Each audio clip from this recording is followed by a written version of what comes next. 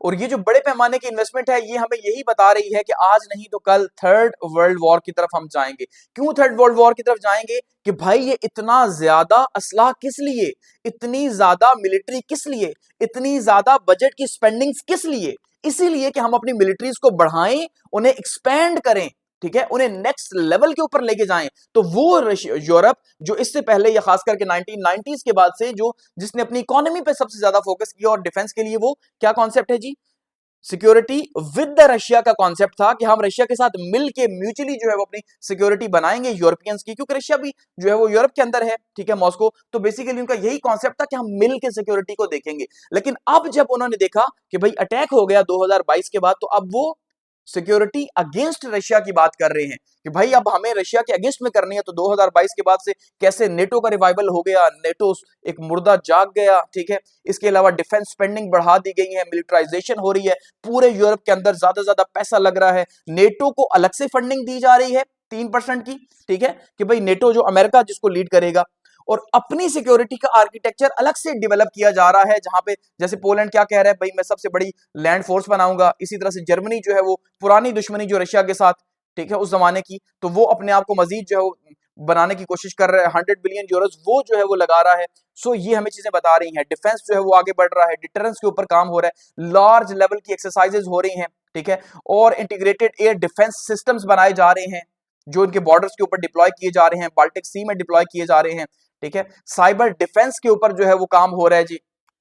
तो ये इसकी इंप्लीकेशंस क्या होंगी? इसकी इंप्लीकेशंस जाहिर बात है ये होंगी कि यूरोप जो है एक प्रोलॉन्ग्ड कन्फ्रंट्रेशन के लिए तैयार हो रहा है रशिया के साथ, कि यूरोप को इस बात का अंदाजा है कि रशिया में पोटेंशियल है और साथ में रशिया को चाइना की सपोर्ट है। सो ये वॉर लंबी चलेगी।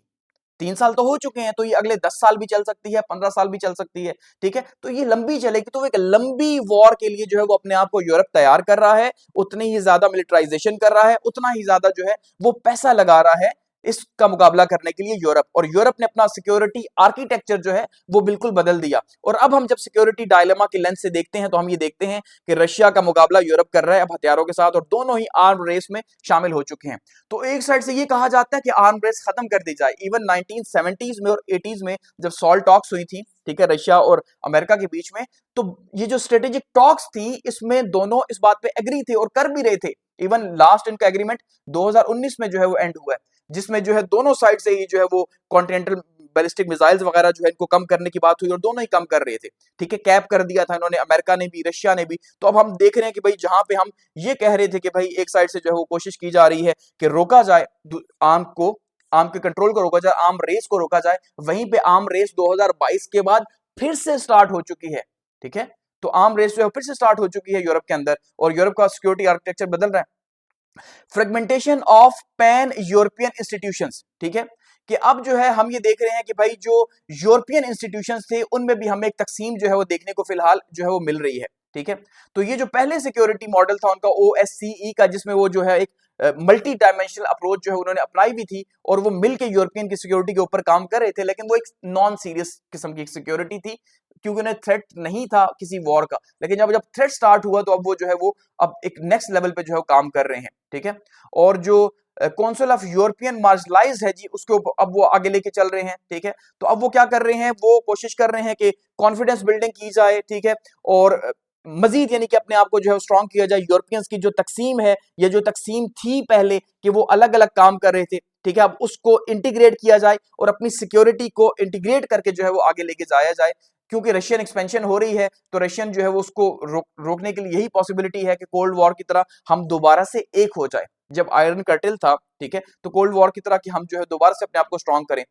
न्यूक्लियर और आर्म कंट्रोल रिस्क जो है वो अब यहाँ पे जो है आप देख लें कि बढ़ता जा रहा है, कि जैसे जैसे आप देख रहे हैं कि अब आर्म कंट्रोल की कहानी तो खत्म हो गई है, अब इतनी ज्यादा जो है डिप्लॉयमेंट होती थी मिलिट्री, तो इससे हमें यही हो रहा है कि भाई रशिया जो है जब उसके ऊपर कल को ज्यादा प्रेशर आएगा तो वो क्या करेगा, वो इसको ऑलरेडी न्यूक्लियर सिग्नलिंग दे रहा है, वो बता रहा है कि भाई मैं आगे अगर आप कल को जो है वो मजीद हथियार एडवांस लेवल के देंगे तो मैं न्यूक्स यूज करूंगा।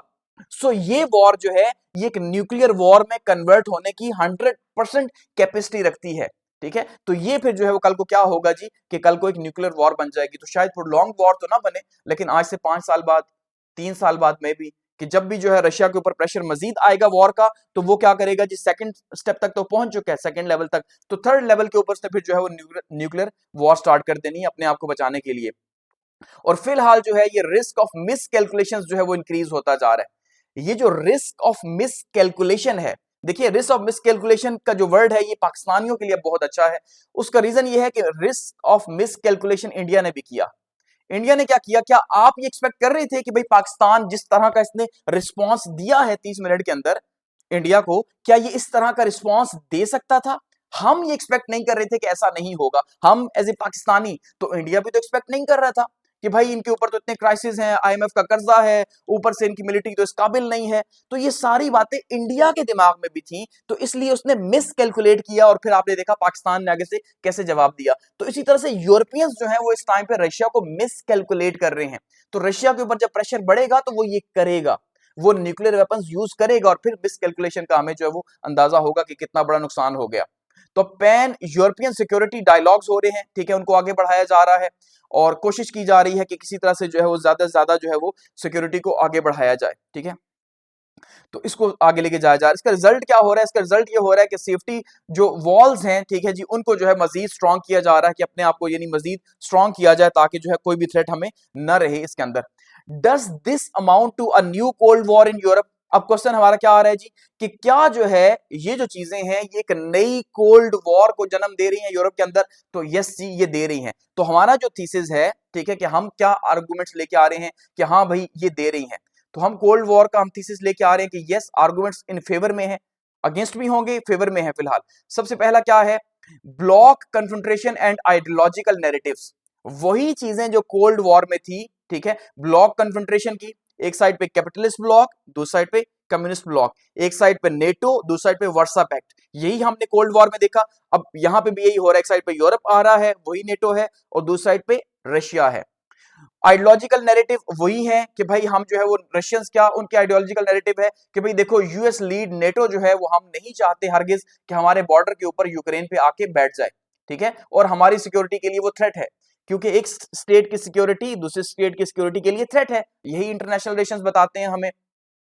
और इसलिए वो चाह रहा है कि भाई ऐसा नहीं है, जबकि अमेरिका क्या कह रहा है, भाई हम लिबरल डेमोक्रेसी, सोवरेनिटी और रूल बेस्ड ऑर्डर की बात करते हैं। रूल बेस्ड ऑर्डर का मतलब यही है कि जमहूरियत हो, फंडामेंटल राइट्स हो, ठीक है, वहां पे जस्टिस हो और एक ओपन लिबरल मार्केट्स हो, वो ये कह रहा है, ठीक है। जबकि जो इसी के अगेंस्ट में जो रशियंस हैं उनकी आइडियोलॉजी क्या है कि भाई नेटो हमारे सर पे आके बैठ रहा है, ठीक है। तो ये जो आइडियोलॉजिकल फॉर्मिंग है ये भी वही है जो कि उस जमाने में था कोल्ड वॉर के अंदर। कोल्ड वॉर में भी ये इल्जाम था कि भाई रशिया जो है वो कम्युनिस्ट कंट्री है, वो कम्युनिज्म को बढ़ाना चाहता है, ठीक है, ह्यूमन जो लिबर्टीज है उनको कर्टेल करना चाहता है और वो कंट्रोल चाहता है, जबकि हम ओपन मार्केट चाहते हैं, हम डेमोक्रेसी चाहते हैं, फंडामेंटल राइट्स चाहते हैं। तो वही चीजें रिपीट हो रही हैं, सो इसलिए हम कह सकते हैं कि यस ये कोल्ड वॉर है, ठीक है।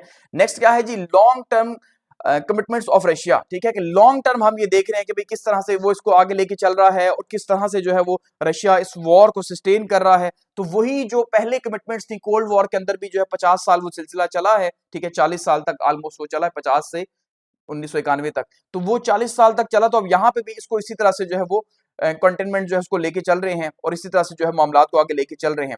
और रशिया जो है क्या कर रहा है जी, अपने टाइज को डिपन कर रहा है चाइना के साथ, ईरान के साथ, नॉर्थ कोरिया के साथ, और इस टाइम पे जो उसकी सबसे बड़ी सपोर्ट है वो चाइना ही है, जो कि उसको जो है मिलिट्री इक्विपमेंट्स वगैरह जो है प्रोवाइड कर रहा है। और जैसे मैंने आपको कहा कि अगर चाइना पीछे से हट जाए तो वो 6 महीने या 1 साल भी इस वॉर को सस्टेन नहीं कर सकता, फिर वो ज्यादा न्यूक्लियर वॉर का थ्रेट पैदा हो जाएगा कि उसको बचाने के लिए वो जल्दी ही न्यूक्लियर वेपन्स यूज करेगा। Militarised security borders in Europe, इसके अलावा जो पहले ओपन बॉर्डर्स थे अब वो क्या हो गया, वो मिलिटराइज्ड हो गए हैं।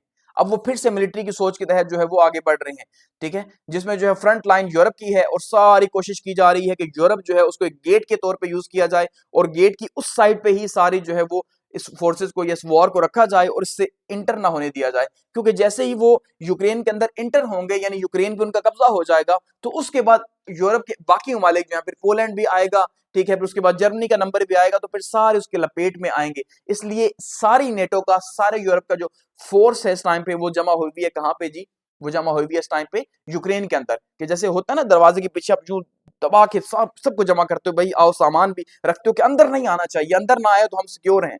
यूरोप जो है वो सारे का सारा सिक्योर है एक रूम की तरह, लेकिन जैसे ही ये दरवाजा टूटा, ठीक है, इनकी पावर कम हुई, यहां से वो अंदर आया तो फिर अंदर आके जो है वो तबाही होगी। तो ये इनकी कोशिश जो है वो फिलहाल हो रही है कि इसको किस तरह से बचाया जाए।